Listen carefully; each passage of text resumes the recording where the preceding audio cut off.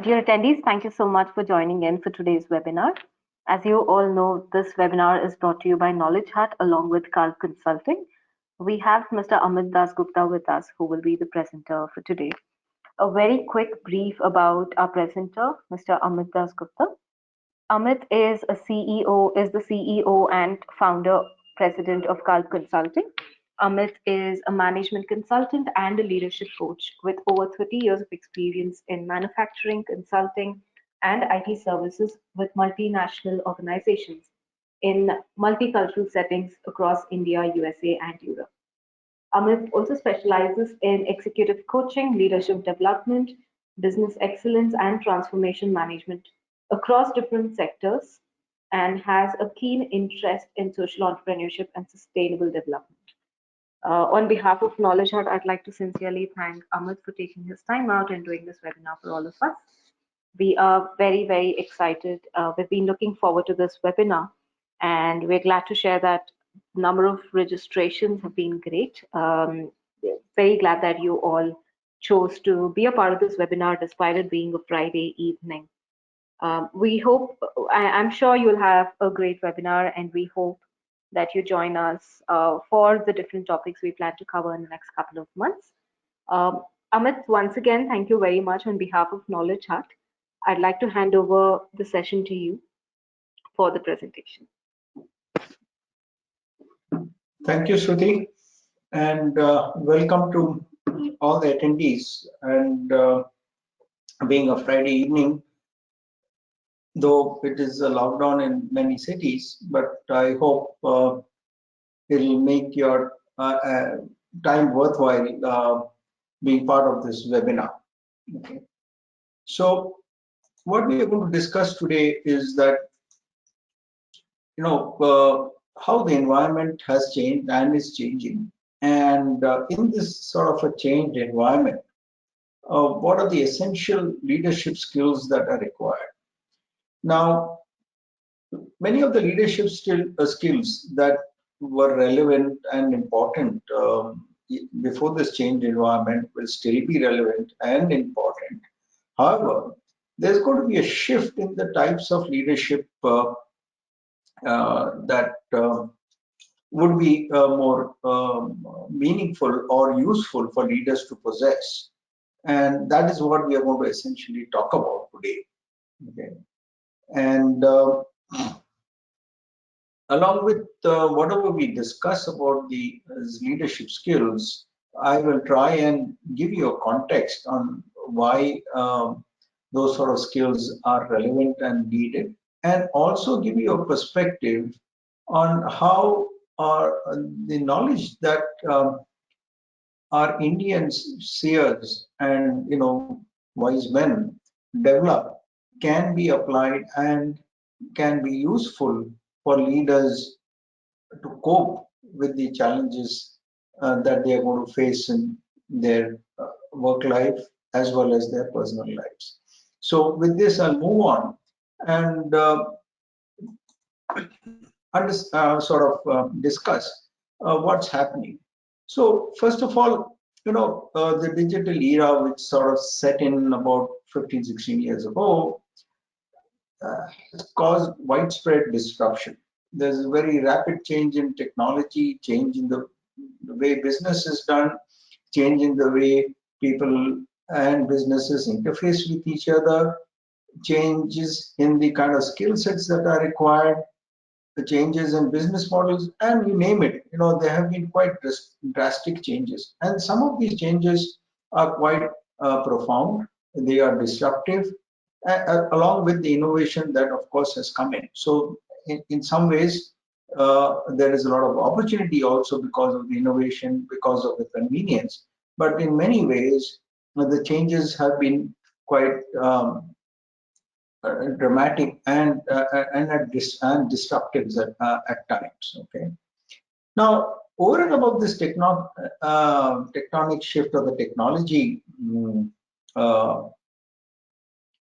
change that we are witnessing, we are right now going through and enduring a viral hurricane because of Corona, and this sort of scenario has been going on for almost 2 years now.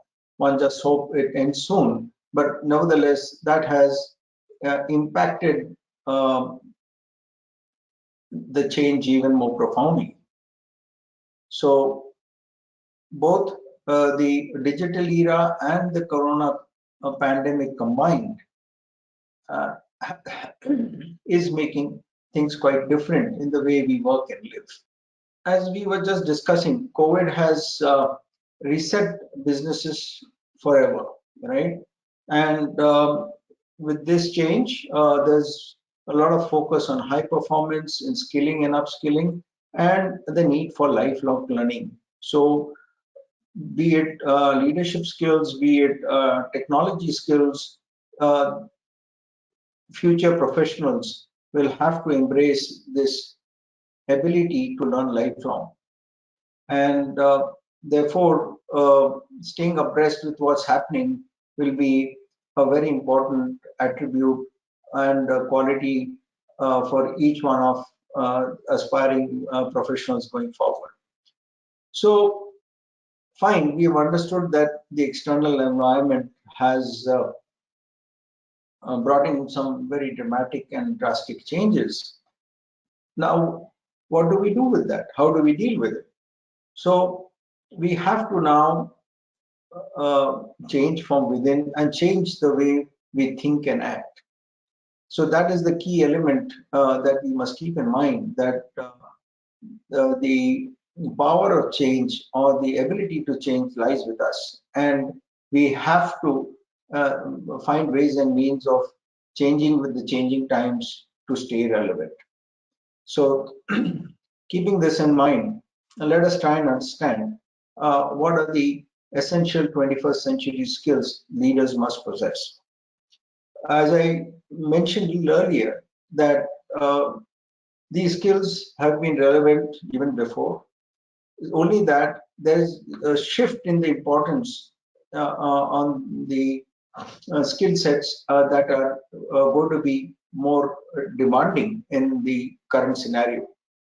So earlier on, people, if they were efficient, they could lead their teams well, they could sort of strategize, all those would be good enough. But today, there are additional demands, and the importance is kind of shown here in the screen, that because of the changes that we are witnessing, both because of the digital era and the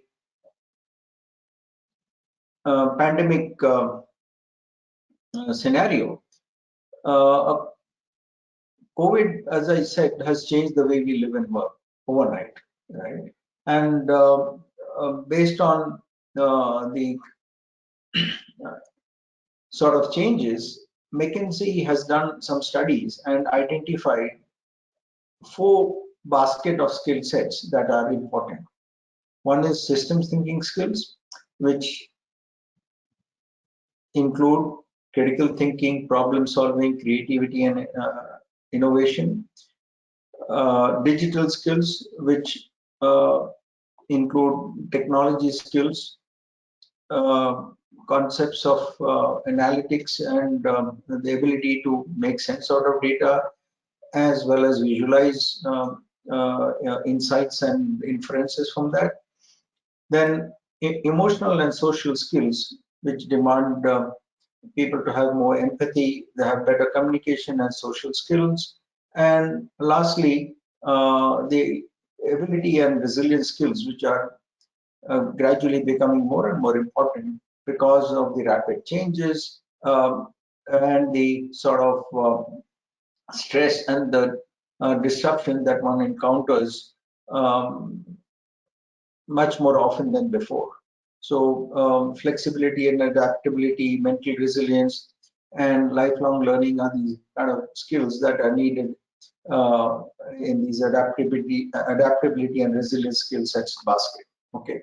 So, in today's discussion, we'll be discussing mainly the leadership skills, which are system thinking skills, emotional and social skills, and adaptability and resilience skills. We will not dwell upon the digital skills, which is a separate subject by itself. Even these three uh, actually will take several hours, if not days, to give a good perspective.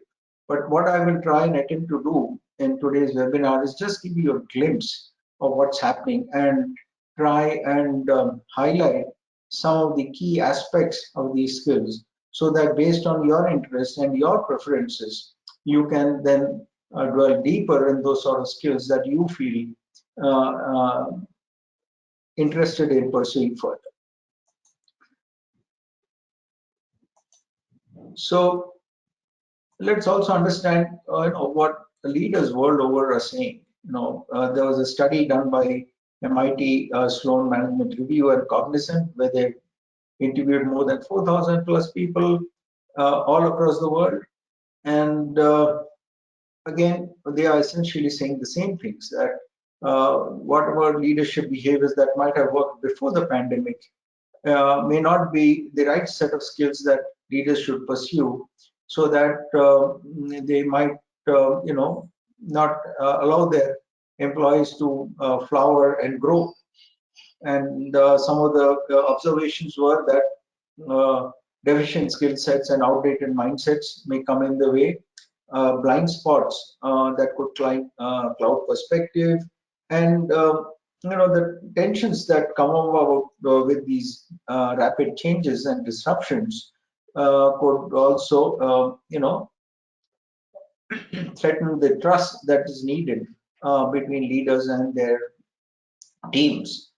Now, some other readings you can find out that along with all these, there is a need for inclusiveness, collaboration, absence of bias, and respect for the individual. So all these are, going to be more relevant than before.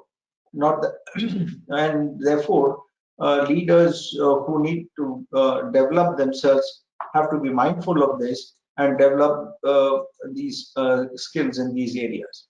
So now let's try and talk about the system thinking skills, which are important. Now, under system thinking skills is about thinking as a whole, thinking in the entire context, about the widening the mental horizons and boundaries, and finding out connections and interconnections that are going to impact the work that we do. And in the systems thinking skills, what is important is the ability to think critically, right? So unless one can think critically, and the ability to think critically is more demanding and is needed by almost everybody in whichever phase of their career they are in. They may or may not be involved in system thinking in certain cases, but certainly in whatever they do, critical thinking is a very important element. Now, what is critical thinking? Now, everybody thinks, and it is natural to do so. However, if thinking left to itself is not very productive, it's often, uninformed, it's biased or unclear. We are all at times, having a lot of thoughts, but there's a lot of clutter, a lot of chatter in our minds, right? And therefore, critical thinking is aimed at improving this train of thought, how we can, what to say, improve the ability to think clearly, and develop the right beliefs, judgments, and then using this, decide well in whatever we do. So therefore, it is a very important to channel our thoughts in the right way. Now, how to think critically? The ability to think critically involves three things: the right attitude, uh, so that we can use the right methods to decide what needs to be considered, what is important to think about, and then, go to the next step of acquiring more knowledge wherever needed, be more logical and have a sound rational in thinking through. And then, of course, with this knowledge, with this rational, find ways and means of developing the right skills to apply these methods. So this essentially sums up what critical thinking is.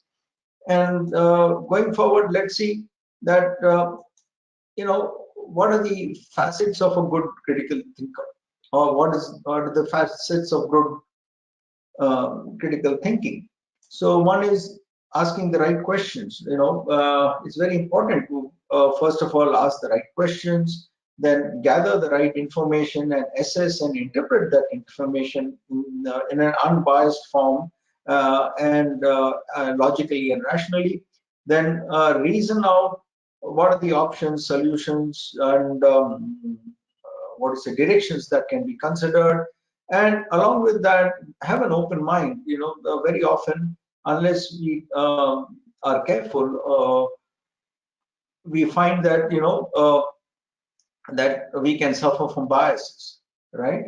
And that is something one should be aware of. And after doing all this, one needs to communicate what one has thought through, communicated well, and get people aligned to the thought process, so that then the solutions that one has thought through can be implemented well. So with this, let us try and understand, how the Indian, what to say, seers have thought through this aspect of the mind, which almost occupies center stage in all our ancient Vedic literature. Um, um, the Vedic literature is all about the self, mind, and body, and therefore we must, as individuals, as humans, realize the power of the mind and use it well. Right? Mind is the most what's a powerful instrument that we have, and it is important that we make good use of it. This by itself is a subject which can take a few hours to discuss. But let me try and share with you some aspects of the mind which we need to bear in mind, whilst keeping our minds focused and keeping our minds, useful. So one is that we must be aware that if we don't do any mental activity, or we are not careful, very easily we can get into a state of being which is unproductive, or we have a dull mind. But then if we start using our mind, we find that initially it is restless and jumps about like a monkey. Then which is Shipta. Then we get into the Vikshipta state, which is occasionally steady mind, but still it moves around. And then if we concentrate further and develop more focus, then that is the Ekagra mind. And then finally, we get into the Niruddha mind, which is the fully concentrated mind. Now, our ancient seers have spent a lot of time in, what to say, going deep into this aspect of how the mind can be tuned and can be harnessed to meet our objectives of leading a purposeful and a fulfilling life.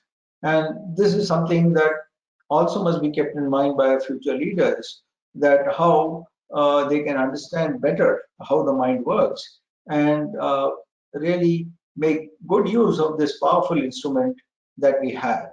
It's one of the most important assets that we are blessed with.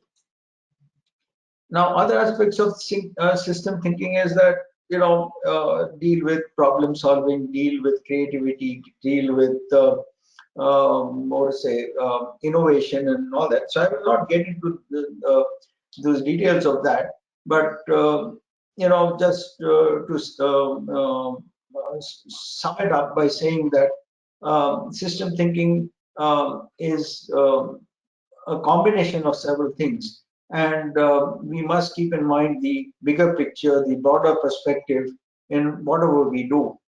And just if we are conscious of the fact that we need to think and think well, and paste this word think firmly at the back of our minds, I think we are good, sort of, and we are going to certainly be more productive and effective. So with this, we'll move on to the other aspect of the leadership skills that are going to be sought after in this current scenario is the emotional and social intelligence skills.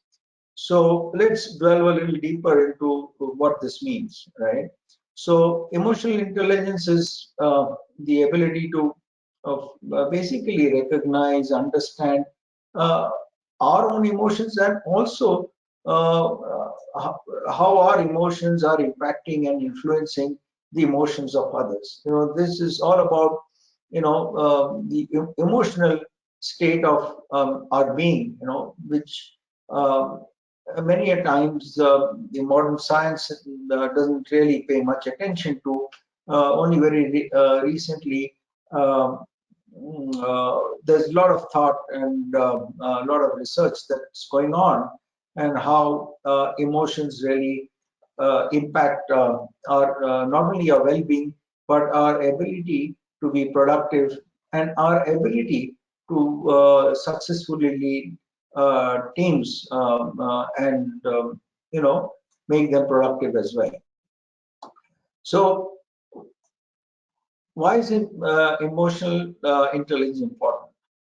First of all, our emotions strongly influence our perceptions, beliefs, attitudes, decisions, right?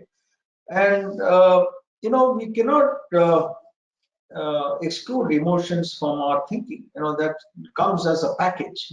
That's a part of our being. And in fact, as science has proven that we are emotionally sort of wired to what to say react first emotionally, and then we get into the cognitive thinking. Or then people with greater awareness on control of their emotions are generally more successful, right? And the people who can develop this awareness better are ability to deal with their emotions better, and also therefore have better healthy relationships. And relationships are very important facets, a very important facet rather, in all what we do, whether at work or in our personal lives. Relationships have a very important bearing on what we achieve and how we achieve it. Okay. So, what is the impact of emotional and social intelligence? Now, world over, there's a lot of research and dialogue and discussion around this. And let me share with you some of the statistics that are fairly revealing. That even with customers, emotional and social skills are important, right? And 75%, as the study says, is the reason by which, because of which customers are lost. Then 50% of the time that is wasted in the workplace is because of trust. Trust is an inherent component of emotional skills, and we'll come to that. And thousands of people, as you all know, that quit because of low ESI colleagues. More importantly, managers that they can't get along with, and the toxic environments that people find it difficult to sort of stand up to. And according to this study, that emotional skills are twice as important as the cognitive skills and technical skills. So therefore, emotional skills is something very important. Earlier days, people may not have laid much stress on it. People were more bothered about the cognitive and technical skills, and people could get by. But these days, because of the changing scenarios, it is no longer proper, or perhaps inadequate if one does not have the right sets of emotional and social intelligence skills. And also, the World Economic Forum has ranked emotional intelligence as one of the 10 most important skills that are needed in this decade, and perhaps even going forward. Now, if I may say so, the father of the concept of emotional quotient, or emotional intelligence in a broader perspective, has been Daniel Goleman. And according to his model of emotional intelligence, there are 5 aspects: self-awareness, self-regulation, empathy, social skills, and motivation. Now, I will not be able to get into all the facets, but it is important to understand what self-awareness means, what empathy means, and a little bit about motivation. Self-awareness is all about being aware of our own self, right? Beyond the mind, beyond our body, we have the self, or the awareness, that which drives us, right? It is at the core of our being, and also the fact that we are all interconnected through this universal consciousness that pervades the universe. And this is something at the core of Vedic philosophy, and it is entwined. I mean, in Vedic philosophy, you don't look at psychology or philosophy separately. You don't look at the object and the subject separately. There's a distinguishing factor about the subject and the object, but both are generally considered together. Whereas the Western school of thinking is to differentiate the subject and the object, and apply the techniques and knowledge around the objective part of our being, and that leaves some element of incompleteness. So this is something that I would just like to share with you, and those of you who are interested should try and delve into this a little more. The other part is about empathy. So, and let's understand what that is. So, empathy is about the willingness to serve. It is all about caring. It's all about going together rather than trying to do things individually, or being self-centered. Because all what we do, all depends on a lot of people around us who are also making things happen, right? We may feel that we would like to be independent and that we are independent, but the fact of the matter is, we are, much more interdependent than we think we are. We are not able to acknowledge that in many cases, right? And because of the way things are, and they have been in the past, we are focused, more towards, ourselves, and trying to figure out how we should deal with these situations around us, keeping the self and the individual, or the I, in the forefront.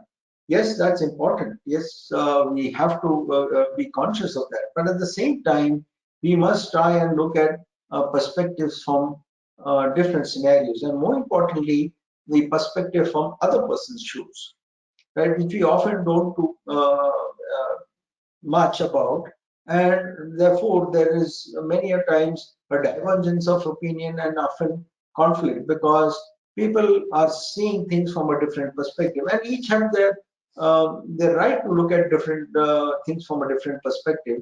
And there's no right or wrong, because they are perhaps saying the same thing from different viewpoints, and they are seeing a different view. And if people are not able to understand each other on that, that's where conflict arises, and discord and disharmony and all those things are natural consequences. So therefore, it is very important to not only have one's understanding of one's own perspective, but also understand what is the perspective from which the others, whoever we are dealing with, the individual or as teams, are dealing with, right? And it's also important to understand how they are feeling. It's apart from their perspective, it is important that we must be able to sense and also appreciate the importance, the emotions that others are having, and therefore tune our what to say responses accordingly. So this is something fairly important. And let's move on to some the other aspect about social skills, right? That social skills are very important going forward, particularly that we will be interacting with many more people, as we go forward, and in different forms of interaction, be it in social media, be it with a close media set, personally, or any other form that we can think of, right? And the ability to sort of be able to communicate well with our peers, colleagues, and stakeholders whom we deal with in a proper manner, and the ability to sort of be a catalyst, and be able to influence people in the right way. All these things are very important social skills, and in doing that we also need to understand how they are reacting, sense their emotional state, and then only we can succeed in developing good social skills, right? So that brings us to the most important aspect about relationships. I think relationships define our life. Ever since we are born, we develop relationships with our parents, with our siblings, with our relatives, with our friends, and then when we get to the workplace, with our colleagues and other stakeholders. And those people who have build good relationships are the people who rarely lead fulfilling lives. People may be successful at times, but if they are not able to develop the right relationships, that success, may not bring them the happiness and fulfillment that they may be looking for. So, one must never compromise on the relationships that are so very important in our lives and whatever we do, right?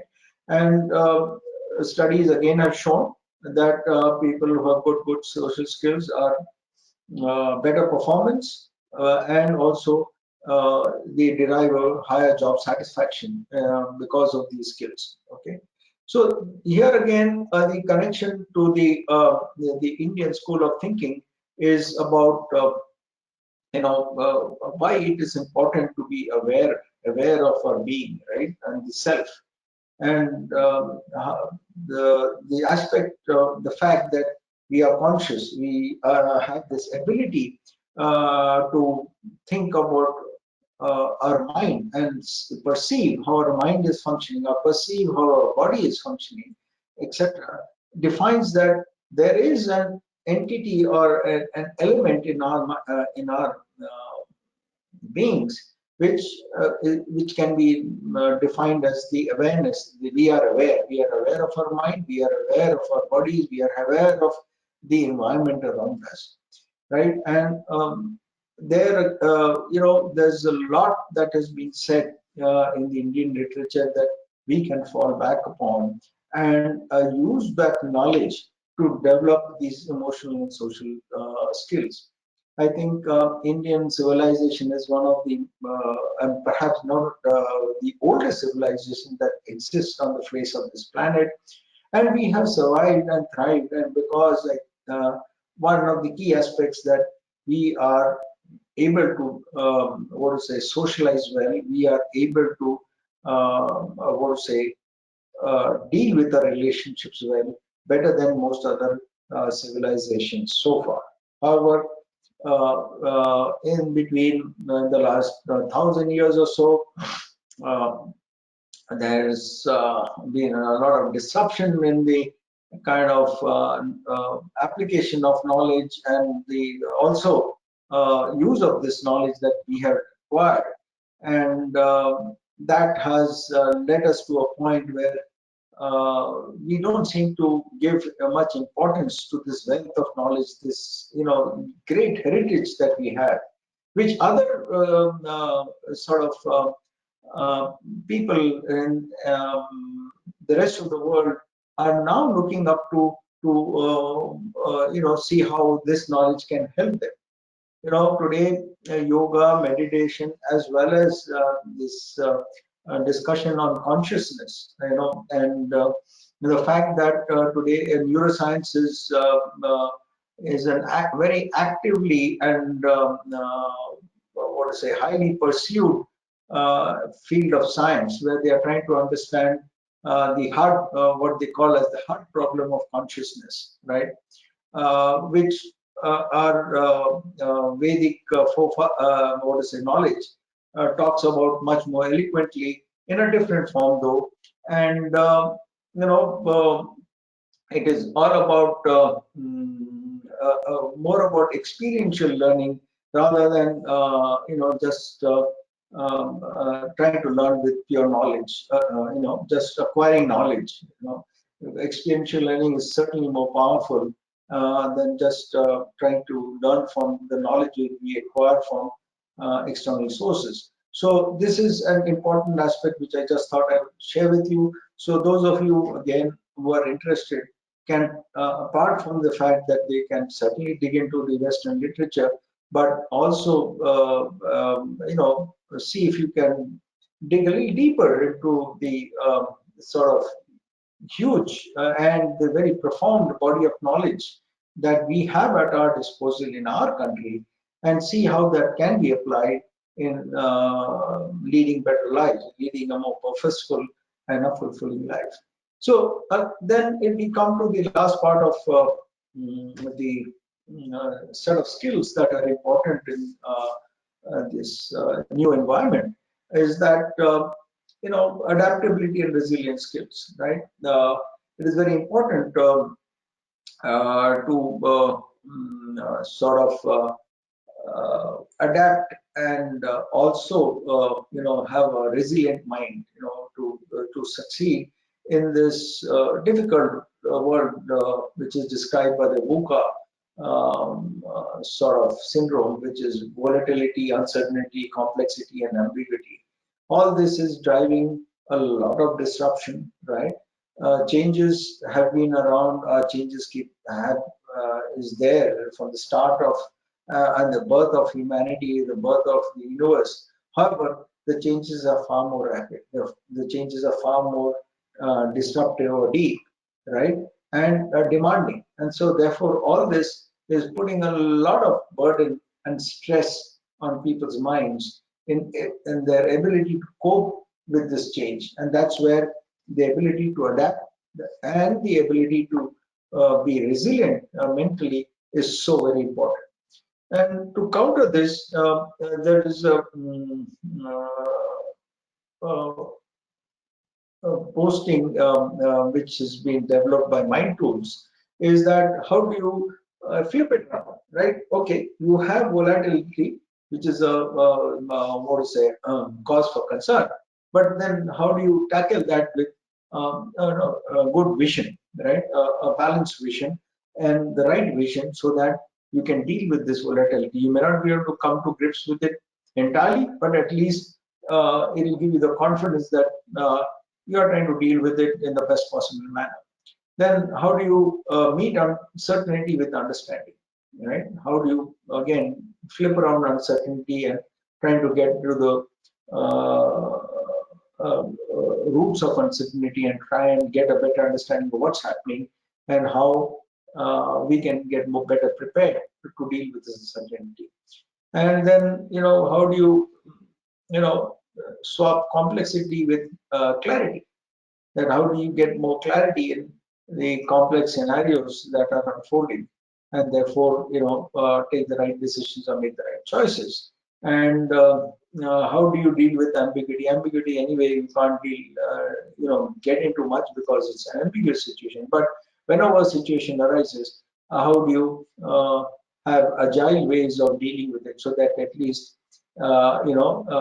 you're not left behind because of such scenarios. So let's dwell a little bit upon ability. Adaptability rather, is basically the capacity to handle changes, right? And the more adaptable you are, the more your capacity gets developed. And earlier, people would say that you just focus on certain core skills and be a specialist and do not get distracted by other skills. Yes, it held good in the previous decades because people lived in a more stable, environment. The rate of change was not so rapid. So even if new technologies came, they would get time to adapt to them. New, business environments evolved. They would get time to respond to those changes, and therefore the need to adapt quickly and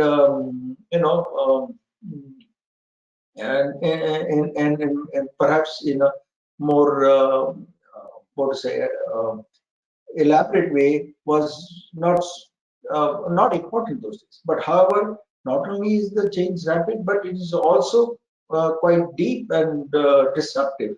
So therefore, it's important to acquire a variety of skills or a broader set of skills to deal with this change, right? And this is a personal choice that people must make, right? So the ability to adapt and adjust, is very important going forward. And with this, I'd like to talk about just show you some of the adaptability skills. Uh, I would not like to go into it much deeply, but basically have an open mind, change your thought process, be ready to change, be ready to learn, right? That is very important in these adaptability skills. So with this, we will move on to what is resilience. Resilience is essentially grit, staying power, and persistence in dealing with the difficult situations that we all face at some point in time or the other, right? And so therefore, good resilience give us this, the ability to dig deeper into the reserves that we have and develop the strength to deal with stress and demanding situations. It also helps us to bounce back once we are in trouble or we encounter difficult situations, right? So both adaptability and resilience, help us in addressing uh, evolving situations and shift our thinking and viewpoint so that we can come up with the best response. And here again, if you were to draw a comparison with the Indian sort of literature and the what to say knowledge that we have, is that ability to calm our minds, ability to still our minds, the power of concentration, meditation, also keeping ourselves within restraint, and also you know dealing with some amount of what to say and rather following a certain set of rules and good practices. There's a lot of knowledge around this. The Patanjali Yoga Sutras, which talks about the eightfold path of yoga, which talks about yam, niyam, pranayam, asana, and so on and so forth, is so very important. The breath control, the how a breath, it has such an important bearing on our lives.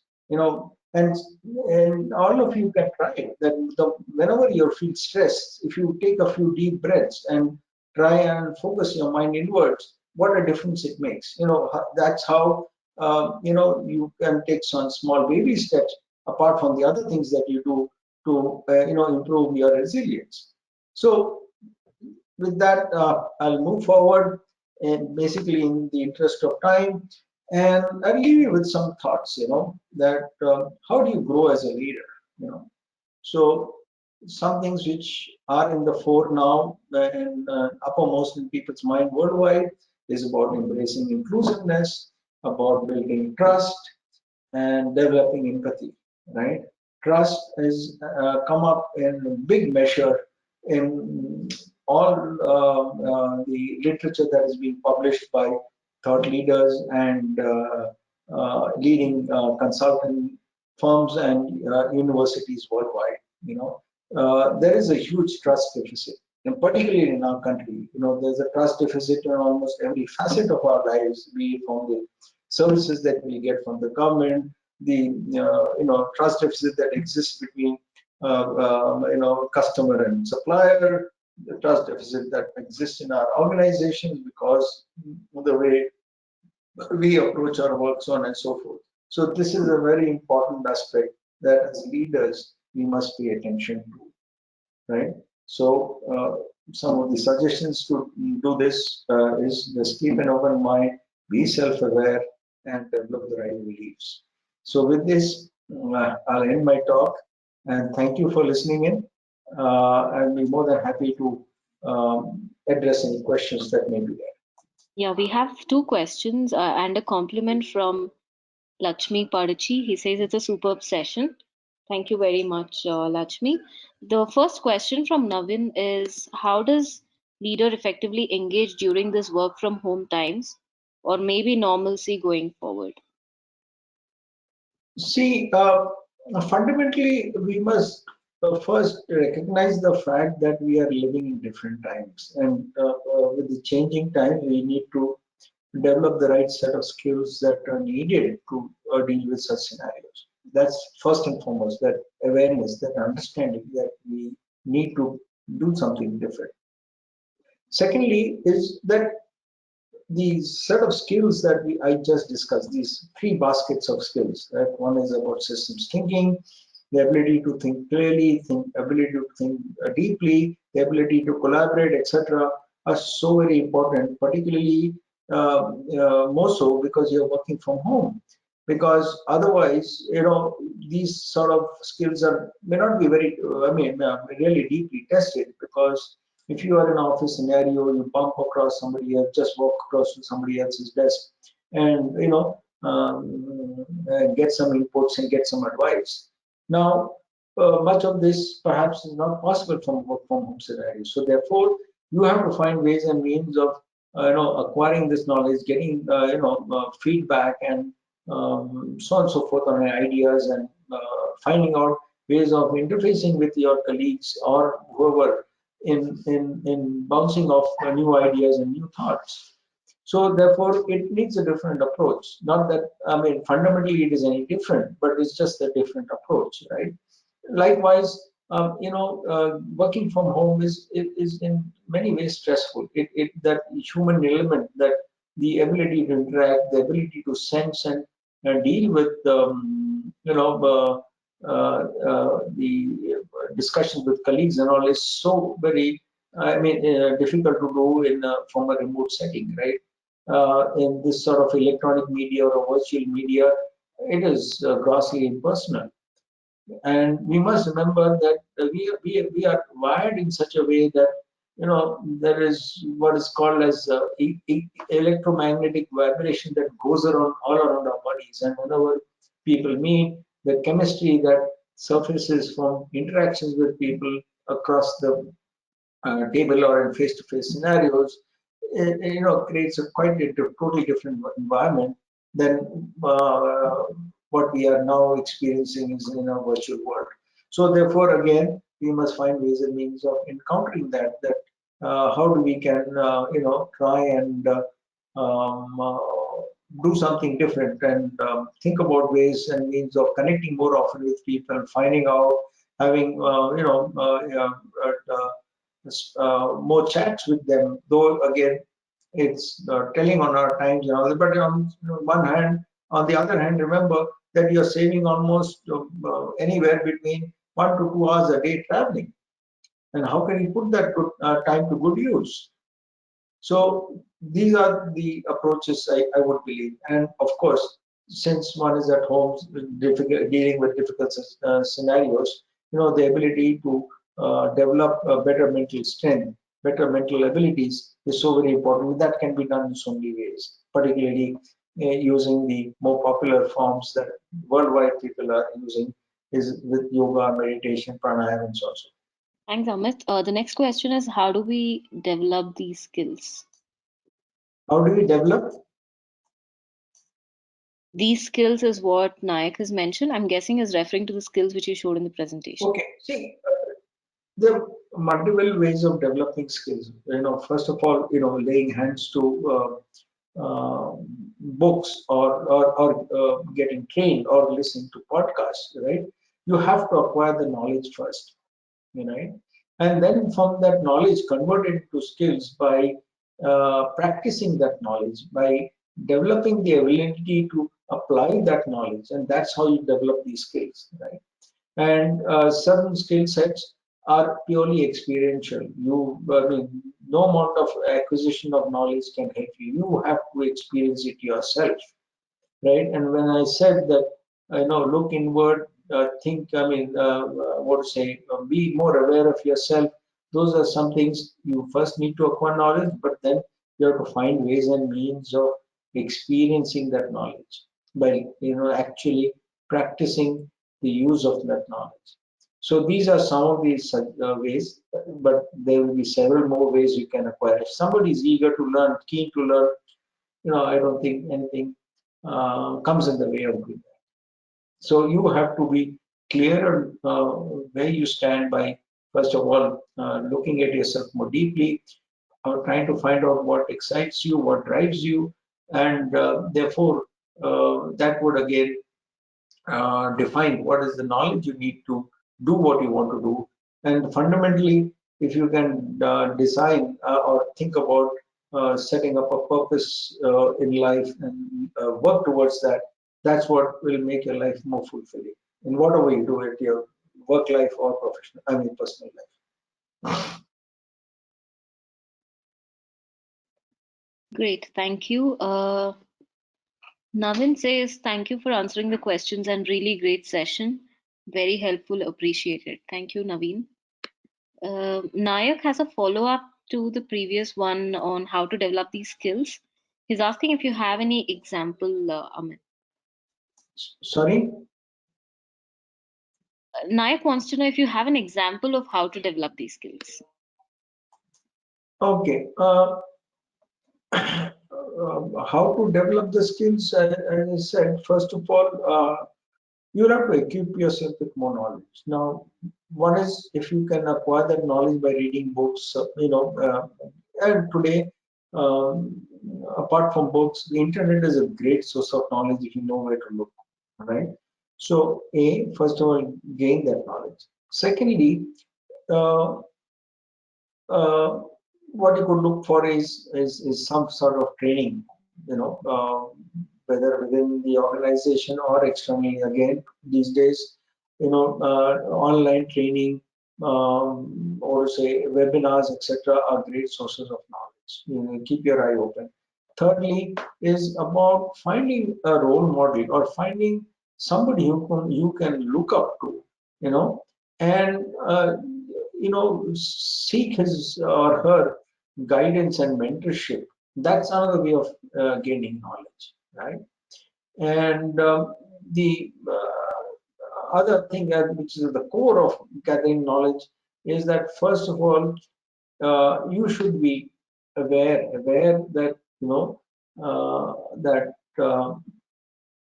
you have this power within you to change your mind. Mind is just an instrument, right? And mind will work the way you want it to. And you must be conscious that you should not be a victim of your mind, rather than you should be able to control your mind. And how do you harness the powers of the mind, which are so very powerful, is something, if you start working on, you will certainly benefit. And uh, I have just given you a few ways. You will also find some other ways, but these 3 or 4 ways that I've suggested are fairly straightforward and effective. Great. Thank you, Nayak. I hope that answers your question. We have another compliment from Andrilla that this was a very nice session. Passing on all the compliments to you, Amit. Thank you very much for conducting a great session.